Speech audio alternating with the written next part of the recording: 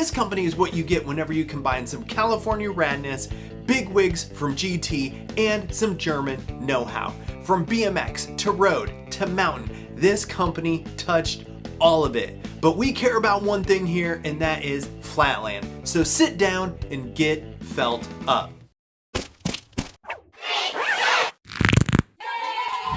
What up people, Derek here with Bendy Tubes, and we've got a small one. First, shout out to our sponsors. Thank you to KHE Bikes, 4Pegs, and Ground Whip. And I want to add some love for Flatland Fuel. I didn't get a chance, but whenever I needed help with that logo on Individual, Pat stepped in and hooked a brother up. So Pat, thank you, man. Really appreciate it. And I'm happy to add Flatland Fuel to the wall of radness.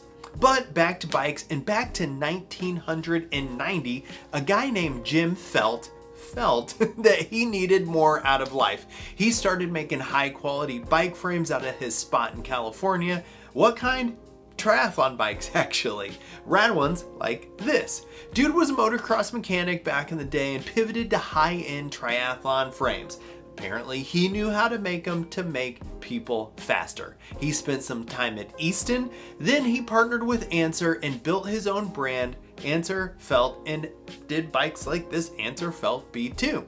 When that fizzled after about 7 years, Felt was relaunched into the company we kinda know today. This was about in 01, and as luck would have it, he crossed paths with Bill Durhing, former VP of GT Bicycles, and Michael Muehlman, a bro with a strong distribution background in Germany and roots in BMX. These dudes helped Jim feel out the market and grab the opportunity to jump into this next version of Felt. And at one point, Felt had like 140 models. 140. That is a Warren Buffett sized portfolio, folks, and they made some flatland frames, which is obviously why we're here.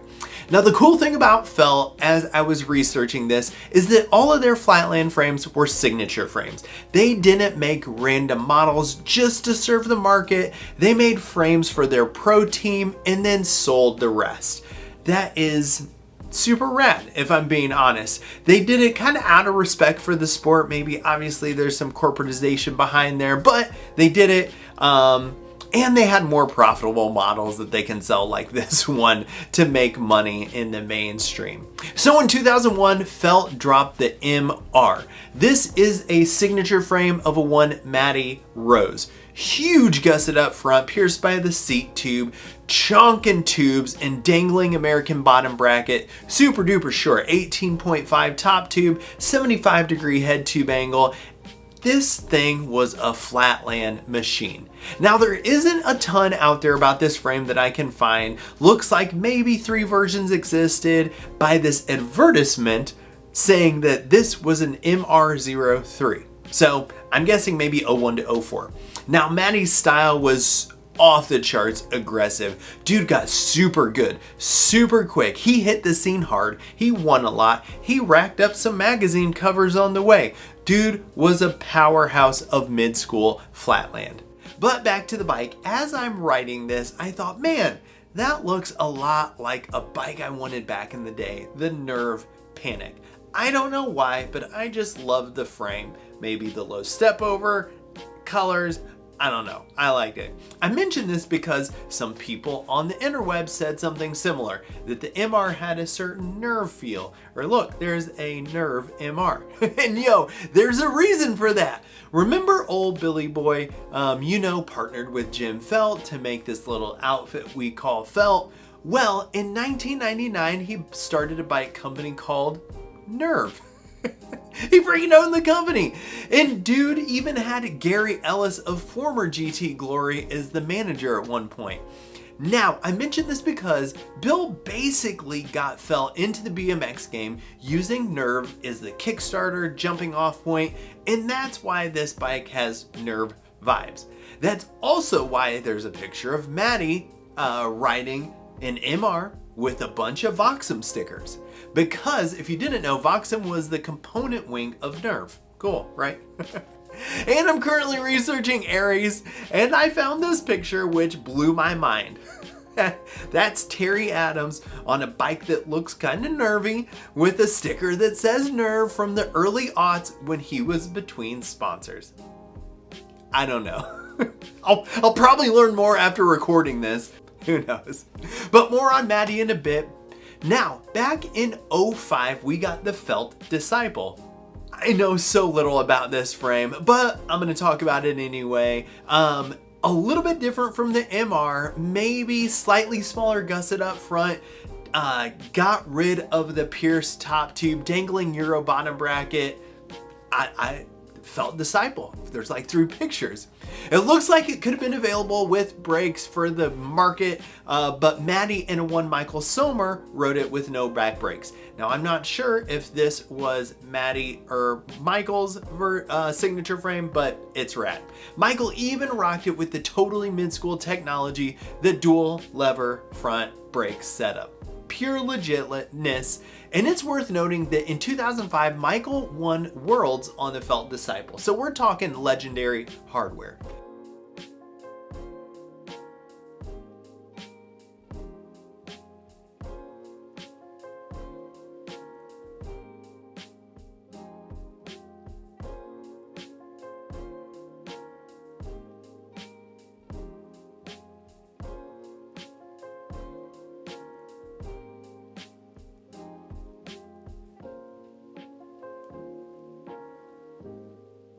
And then in 07, we got the Dreamcatcher, Michael Sommer's signature frame, and y'all, this is it.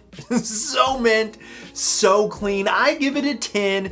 2 bins on that top tube, 1 up front, 1 out back, gusset up front, internal headset, floating bottom bracket, this gold color, just Slamsville of a bike. So dope. Another shorty, this time 18.8 top tube and a 12.8 chainstay. And I will say the mid-school had more sub 19 inch frames. Today, 19 top tube, 75 head tube angle are default dims of flatland. So this is another one that stands out in that mid-school area.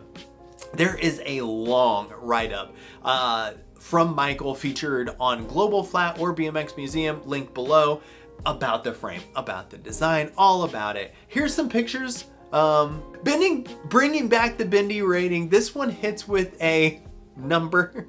I haven't done it yet, but I love it. It's such a clean bike. Finally, we have the Felt Darchor or Darchor, and this is the brainchild of a one Sebastian Pospischil and the aforementioned Michael Sommer. And this one is understated AF, and I love that.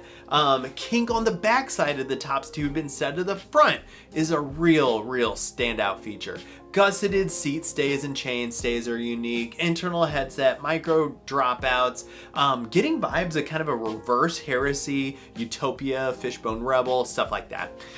Dims are not surprising, 18.5 top tube, 13 chainstay, and a 75-degree head tube angle. Another very much under the radar bike. And Sebastian's style was so much more freestyle than flatland. He did flat and he did street. And hopefully I'm showing videos of some awesome street moves combined with flatland and just rad, super hard combos for sure. But the best part about this whole thing is that Sebastian hooked me up with pictures and details and dimensions on these bikes. Y'all, these frames are hard to pin down. There's not a lot out there. So Sebastian, Dankeschön. Really appreciate it, man. And Felt had some shredders outside of Matti, Michael, and Sebastian. Sam Foakes rode for them in 05. Found a clip on him on either an MR or maybe a Diciple. Then outside of flatland, Felt sponsored one of the greatest ramp riders in history in Scotty Cranmer. Dude is a legend. So insanely good on ramps and street. I remember when he dropped that street clip that was wild. Absolutely tragic what happened to him, but he still rides. He's still on the interweb. Man, it's great to see him still active, but really sad what happened. But Scotty Cranmer, right on, man. Now back to the flatland. Where are they today? Well, Sebastian founded Kuntsform, the German BMX shop and mail order company. That's such a huge thing. This is one of the top shop and mail order companies in the world for flatland and BMX. So well done, man. Absolutely. Michael Sommer went on to make music under the name Sonny Blake. And then Matti Rose went on to partner with the one Frank Low Cash Lucas to make Deep BMX, which means ding, ding, ding, ding, ding, bonus company. Now before Deep BMX, Matti and Frank started a boutique sports marketing kind of thing in '05 called Turn 2. They felt that the marketing wings of companies trying to hire BMX talent kind of sucked, so they put their agent hat on and helped fix up that turd burger of collaboration. Then Deep BMX pivoted into some rad whippery after a few years, and in 2010 they came out swinging with the Blitz. Based off the Quam and Delta 2, this is a crissy, crossy, beefed up version made for the flattest of lands. People! Internal headset, ultra low step over, gusset at the seat post. Bottom bracket isn't offset, it's not dangling like the Quam. 18.7 top tube. This thing slaps. Heat treated, with or without brakes. Sick frame. Ran from 010 to maybe 012. Unfortunately, Frank and Matti split ways. Frank talks a lot about this in the Hang 5 podcast. I'll try and link it below. Listen if you want to learn more. After that, Matti partnered in the creation of Autum bikes. And y'all, this is the real deal and our first modern flatland company. Now, Autum has some boring bikes for sure.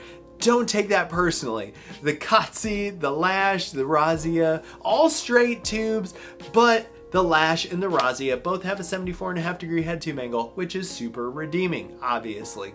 But Autumn's saving grace is that they kept the Blitz around, and we are now in V3, people. Same amazing head tube angle, same sexy 18.7 top tube. They even made a 19.3 for those taller people, not like me. So for anyone keeping track, that goes Deep Blitz, Autum Blitz V2, Autum Blitz V3, and somewhere in between there we got the Autum Blitz No Touch. Now the No Touch was Dominic Nikolny's signature frame. After winning Rider of the Year in UIC Worlds and just being a beast in flatland, dude deserved it. He's an absolute animal, rode so hard. And Autum makes all the parts. Pegs, stems, seats, seat posts, some of the freaking sexiest handlebars ever made, the juice bars, and these ultra rad bent forks. The forks line up like zero offset, but they have a 15mm offset instead. And this copper colorway is classy AF. Matti, keep up the great work, man. Thank you for keeping the mid-school alive in this newest generation of flatland freestyle. So folks, that's it. Felt and Deep and Autum, from understated to unreal. It's awesome seeing the mid-school represented today and to share a little bit about yesterday. As always, Derek with Bendy Tubes, thanks for watching, and thank you to all the collaborators that helped me get pictures and info and dims and weights and all that stuff. Thank you. Y'all make this so much better. So contributors here, maybe? Thanks for watching.